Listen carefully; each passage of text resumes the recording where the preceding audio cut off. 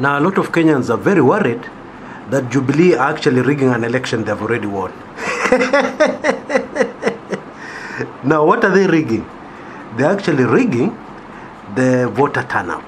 Okay, people are very, very worried. Yeah, and indeed with good reason. Yesterday, the chairman of the IEBC, Wafula Chebukati, said that he estimates the voter turnout was 48%. Yeah, Kenyans were just shell-shocked. What? Yeah, see kitu tuliona sisi sote. Yeah, we saw the voter turnout all of us. Yeah, 48%. What? Anyway, this morning the figure again was reviewed. Okay, and people are just worried because the figure is very, very high. Okay, now personally I'm not worried. I'm very relaxed. Yeah, sina wasiwasi wowote hata kidogo. Now why, you ask me? My answer, this is not 1963. Because I assure you, whoever's making those decisions and forcing Chebukati to announce things is from the past. 60s, huko. Eh? Okay, no, let me not confuse you, yeah? Let me explain myself. In 1960, there were not many Kenyans who are well educated. Our fathers, our grandfathers, they are not well educated, yeah? And therefore you could sell them a lot of things that you cannot sell to Kenyans today. Okay? Now let's come to this voter turnout. Okay? For that lie to have worked, for the rigging that Jubilee may be planning to have worked, there's one thing they forgot to do. They should have shut down the polling stations.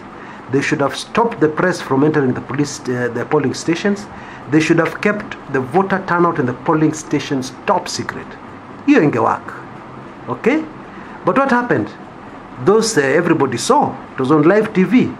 People announcing, you know, those results are out there. You know, the total number of people who visited polling stations. Now I can hear some of you asking me, yes, those polling stations you saw, it's not the whole country. Okay, to Elizabeth, let me explain something. Have you heard of a subject called statistics? Now, numbers don't lie. Yeah, you can use numbers to lie, but numbers themselves, they never lie. And they're exact, and they tell you a story. Okay? Wacha nifafanue further. Let me elaborate further. You're a teacher in a primary school, yeah? And somebody walks into your classroom, and you give them the marks of a few students in the class.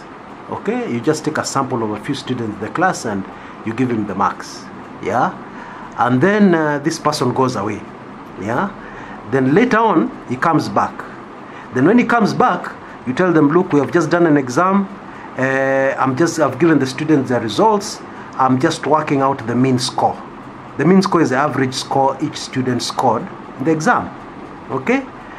Now, as you're about to do that, he tells you, no, just hold on a minute. I already have that figure. And then the teacher starts widening the eyes. The eyes start popping out. How do you have the figure? Statistics, my brothers. Statistics, my sisters. Yeah? Statistics. Something called sampling. Yeah? They just got the results of a few students. They knew the total number of students in the class. Wanaenda nafanya ma calculations yake. And the figure that guy gives you will have a margin of error that is so small it doesn't matter.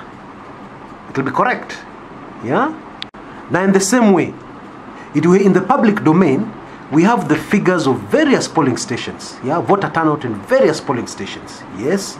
And we also have the figures of polling stations even in places where there was high turnout, like in Nyeri, Mount Kenya region. Okay? Those are enough. You don't need the whole country. Yeah? Small calculation, pop. You have the total voter turnout in the country. Yeah? Genuine voter turnout in the country. Do you get my drift? Therefore, relax, guys. Whatever the IEBC are trying to do, whatever Jubilee are trying to do, will not stand the test of time. Now, I'm not a statistician, yeah? Mimi ilikuwa ikifika period ya hesabu in class, yeah? In school, when it reached the maths lesson, I used to start getting a terrible headache. Yes, I used to struggle with mathematics until I went to high school. Then I got a teacher called Mr. Oshira. Now this guy fixed me.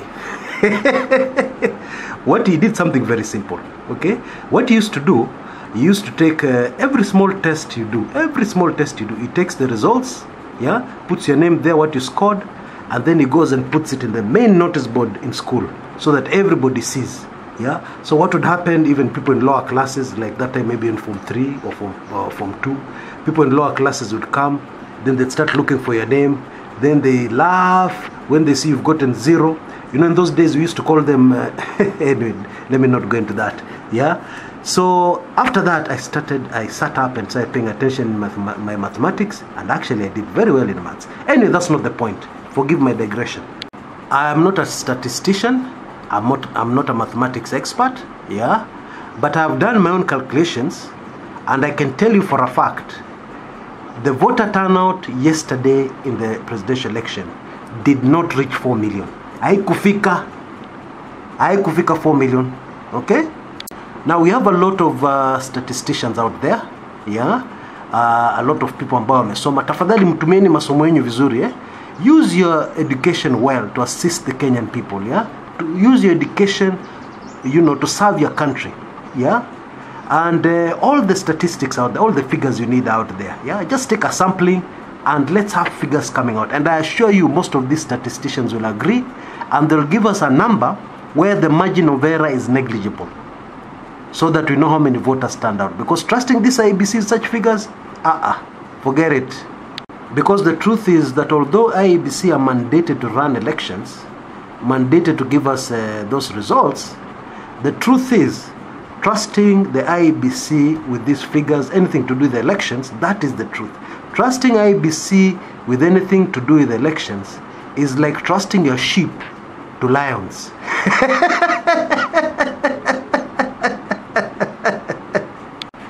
Trusting the IEBC to give us the correct figures is like trusting your small innocent girl, yeah, in a group, in a school full of hooligans, a boys only school full of hooligans.